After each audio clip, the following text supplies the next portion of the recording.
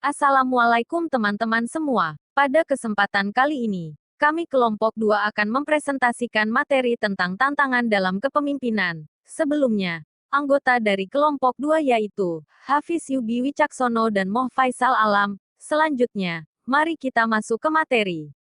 Kami telah mencantumkan ada 9 tantangan dalam kepemimpinan pada slide ini. Tantangan yang pertama adalah menemukan arah dan strategi. Seorang pemimpin harus bisa menawarkan arah dan strategi yang jelas untuk ke depannya, supaya organisasi akan relatif mudah untuk dikelola. Supaya arah dan strategi yang ditawarkan jelas, seorang pemimpin harus memiliki pandangan ke depan, inspiratif, strategis, dan inovatif. Pastikan juga Anda sebagai pemimpin terlibat dalam kegiatan yang mendukung strategi organisasi yang Anda pimpin, baik jangka pendek maupun jangka panjang.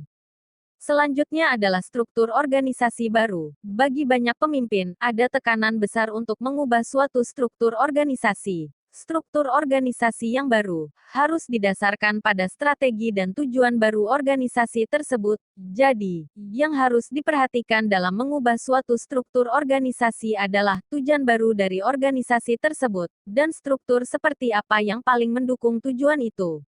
Tantangan selanjutnya adalah membentuk tim yang kuat. Tim merupakan unit dasar organisasi. Ketika kompetisi dan standar meningkat, tim dalam organisasi harus bisa memenuhi kebutuhan yang kompleks. Tim yang baik terdiri dari orang-orang yang bisa menggabungkan keterampilan, bakat, dan pengetahuan mereka untuk mengatasi masalah yang kompleks dan datang dengan solusi yang inovatif. Untuk mengembangkan kualitas dan keterampilan agar semakin efektif dalam bekerja dan meningkatkan pengembangan organisasi, maka Anda perlu menginvestasikan waktu dan tenaga Anda untuk mengembangkan mereka. Buat atmosfer kerja dalam tim yang menyenangkan, tidak terlalu serius atau tegang, namun tetap to the point pada tujuan dan sasaran organisasi yang telah disepakati bersama. Tantangan yang keempat adalah meningkatkan proses kerja. Banyak metode untuk perbaikan sistematis proses kerja yang telah dirancang, termasuk siklus yang terkenal yaitu PDSA. Ada juga proses yang lebih baru yaitu DMAIC. Define, yaitu menentukan proses yang akan dikerjakan. Measure, mengukur baik tidaknya kinerja dari proses yang dipilih, bandingkan dengan apa yang diinginkan pelanggan. Analis, menganalisis data dan penyebab kekurangan dalam kinerja aktual. Improve, meningkatkan proses kerja. Kontrol, meminimalisir kesalahan dan masalah dalam kinerja. Tantangan yang kelima yaitu streamlining atau mempersingkat. Streamlining berfokus pada menyelaraskan kembali kegiatan bisnis untuk memenuhi permintaan pelanggan atau klien, dan bertujuan untuk proses yang berkelanjutan. Streamlining setara dengan pekerjaan di gym. Ini tentang mengencangkan, melangsingkan, membangun otot di sekitar area utama di mana tetap berpegang teguh pada tujuan inti. Selanjutnya adalah mendorong tanggung jawab sosial. Kekhawatiran dengan tanggung jawab sosial atau CSR menandakan kesadaran yang semakin besar akan implikasi sosial, lingkungan, dan etika dari kegiatan bisnis. Memimpin dengan tanggung jawab perlu kebijakan yang baik. Ada 4 hal yang harus diambil di sini. Dimulai dengan pertanyaan mengapa kita membutuhkan sistem etika. Seperti apa seharusnya sistem etika itu? Bidang apa yang ingin ditekuni? Di mana celah dan tindakan apa yang harus diambil untuk mengisinya.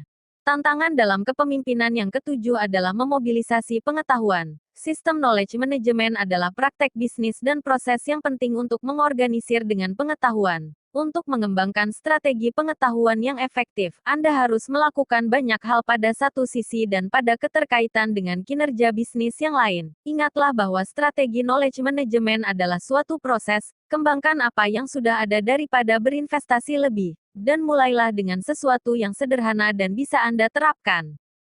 Tantangan selanjutnya adalah memimpin dalam jaringan. Jaringan menghubungkan orang-orang melalui tujuan bersama, hubungan pribadi, timbal balik, kepercayaan, pengetahuan, yang bukan karena posisi atau pangkat formal. Mereka ada untuk berbagi ide, praktek yang baik, dan pemecahan masalah teknis. Mereka membutuhkan sumber daya atau aturan yang relatif sedikit dan difasilitasi. Jaringan organisasi perlu dirancang dan dibiarkan muncul. Tugas kepemimpinan adalah untuk menciptakan kondisi yang memungkinkan untuk munculnya jaringan itu dan mengorganisir dirinya sendiri.